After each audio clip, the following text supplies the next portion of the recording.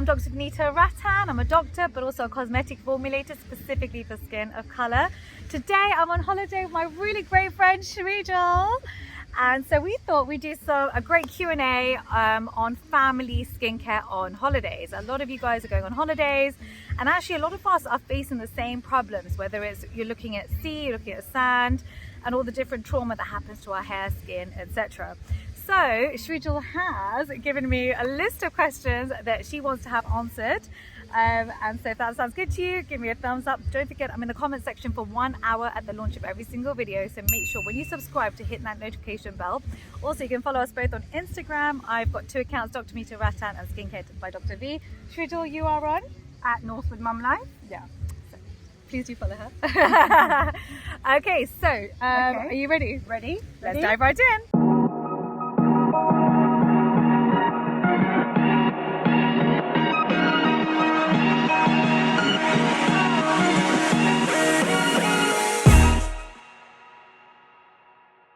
Can I mix 2 sun creams? So like the really white one that really hard to rub in. Can I mix that with one that's much easier to rub in on my kids? Very interesting question. The answer is no. The reason is when we do stability testing on sunscreen, so SPF 30, SPF 50, we make sure that it coats the skin. And so actually when you mix 2 different bases together, the emulsion is different and the way it covers the skin is different, and so it may end up being that the sunscreen is completely ineffective.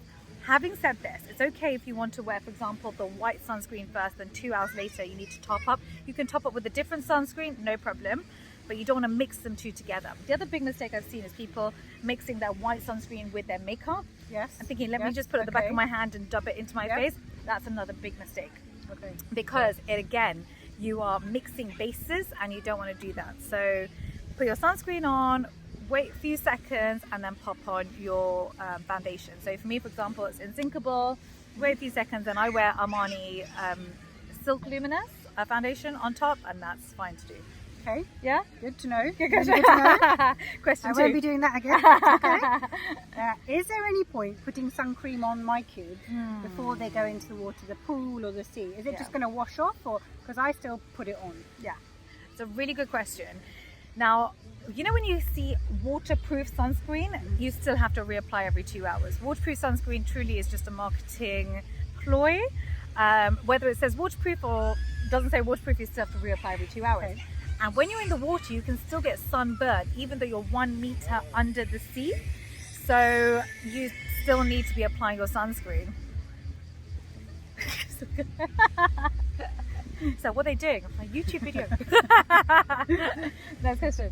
Okay, good. Should I put sunscreen on the kids underneath their clothes, underneath their swimming costumes? Because mine do wear shorts and a rash vest. But should I be putting sunscreen on underneath them? Really good question. So you know those UPF 50 material, no sunlight can get through.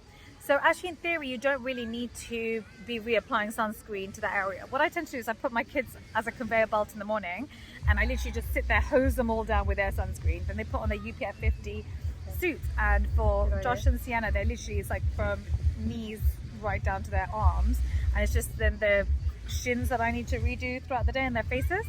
And then they're wearing hats as well. So actually you don't need to do too much more than that, to be honest, because UV rays aren't getting through. And I think our children basically just play in the sea all day. They're like, they do an hour in the sea, come back out, back an hour in the sea. But because they're really protected, it's very different to when we were children. And we would just have like those little bikinis or just small swimsuits. We didn't have these full UPF 50 protective clothing that our babies have now, actually, to be honest. So they're much luckier, and it's just a lot easier. Okay, that's good to know. And question that I think a lot of people will really want to know, for me and also my daughter, how do I prevent evening hair frizz? Not just evening, but just general frizz.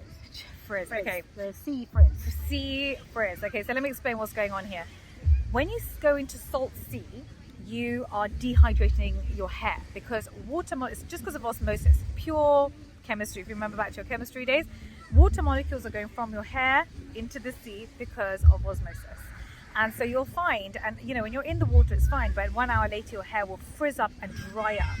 So there's a couple of things that are important to do. Number one, you want to clog your your hair strands with fresh water.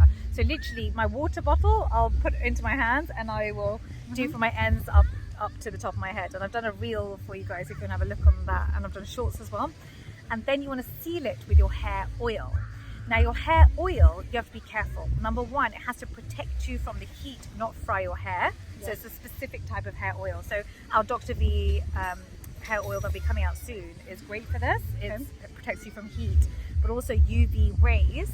And so what it does, it basically seals the hair strand with that fresh water in it and repels everything else. And that's exactly what you want to do. Your hair is in much better condition already.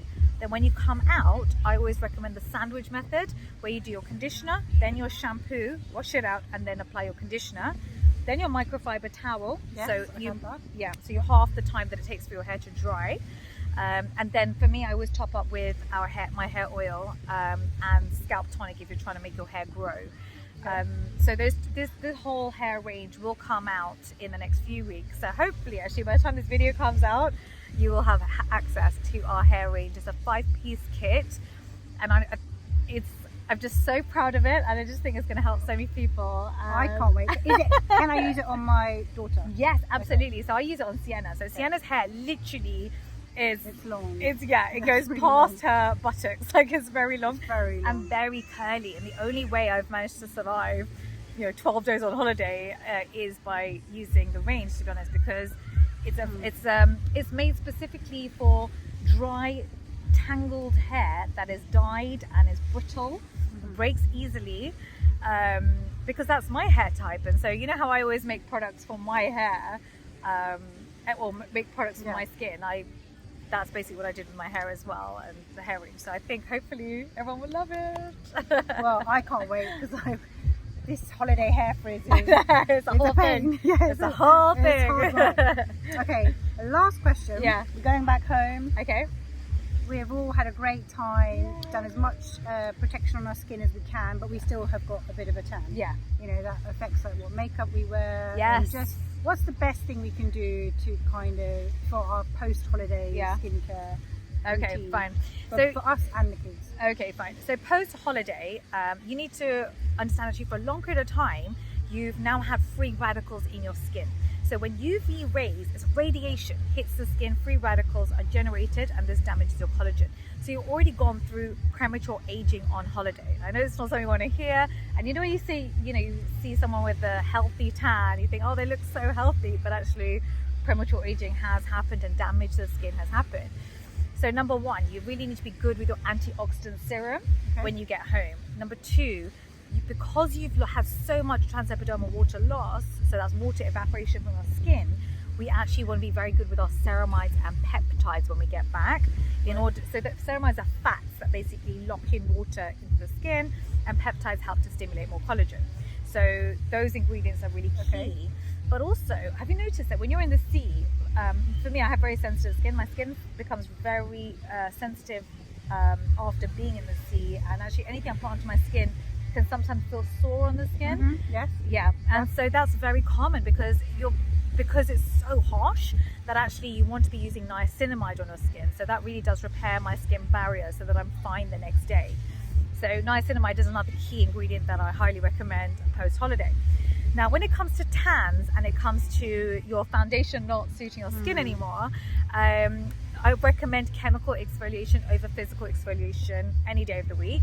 And I would probably wait until you get home to do that, because on holiday, if you're going to be in and out the sea, it's already quite harsh on the skin. I wouldn't then go in with any form of scrubbing or chemical exfoliator. I'd wait until the environment is stable, and then I would use either mandelic acid or lactic acid with glycerin. So for example, our Exfoliate to Glow is the one that I use. It gives you an even exfoliation. It takes off dead skin cells, not living skin cells. Which means that you have a much even and healthy skin barrier at the end that glows.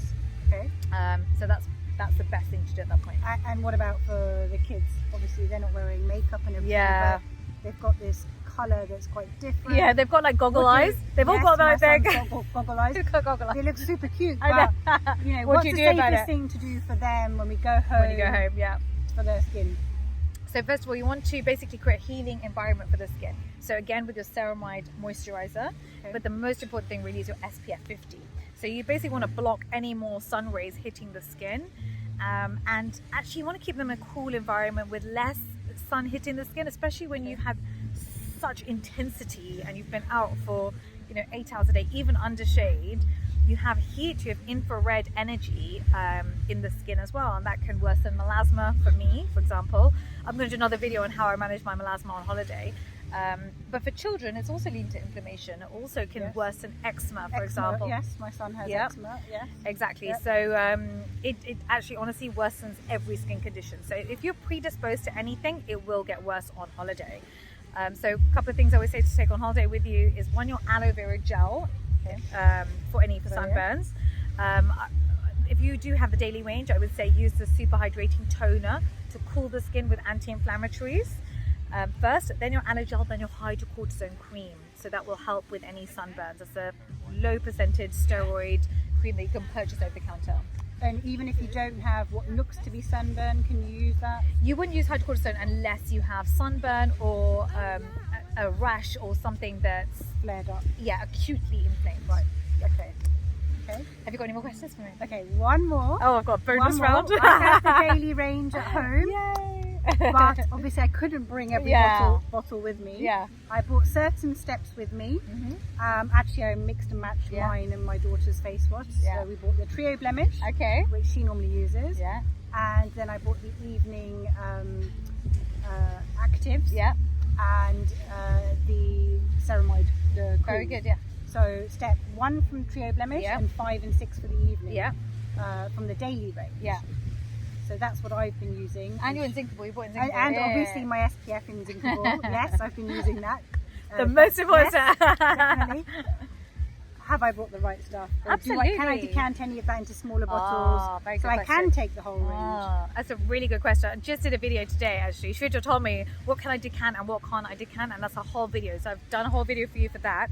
You can decant your face washes, but anything that's in an airless pump, such as your antioxidant serum or your Cera-Pep moisturizer, don't decant those. There's a reason that in an airless pump you don't want oxygen around them. And your toner, your hydration toner, I'm happy for you to decant that as well. Okay, I'll decant that next time round. Okay, exactly. Because that sounds good for cooling the skin. Yeah. Okay.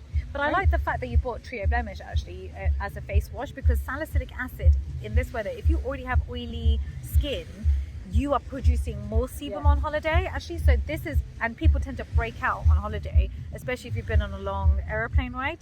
So actually using a salicylic acid wash, and our one has 0.5% salicylic, is a great way to keep that under control. So actually if you want to switch from winter to summer skincare, that's one of the switches I would make.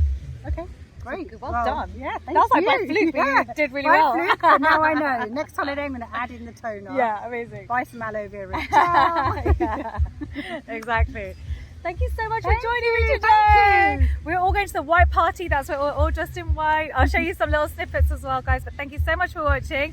Please do come and follow us on Instagram, on YouTube. I'm on TikTok as well. Don't forget to get your book, Skin Revolution, if you really do love skincare. And you can join our private Facebook group, Dr. V Stock Family, if you want to show your photos and you want a little bit more one-to-one information. But thank you so much for watching, and we'll see you next time. Take care. Bye.